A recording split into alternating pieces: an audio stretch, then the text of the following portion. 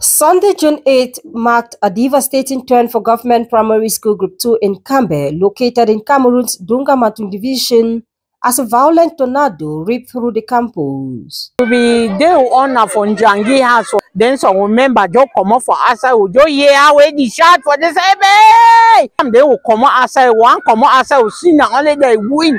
As they win, we go up so wide.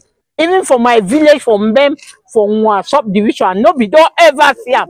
The storm destroyed 6 blocks of classrooms and offices just 2 days before about 312 pupils, including internally displaced children, were set to sit for the first school leaving certificate examination. We experienced a very violent tornado which completely destroyed about 6 blocks of the Government Primary School Group 2, which is actually the main center for the first school living certificate here in Nkambe.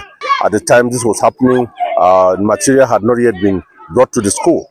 The destruction left school authorities scrambling to find an emergency solution for the 9 schools to be hosted by the center. We have come to prepare and label the rooms in Group 1 because all the 7 classes that were labeled are all scattered.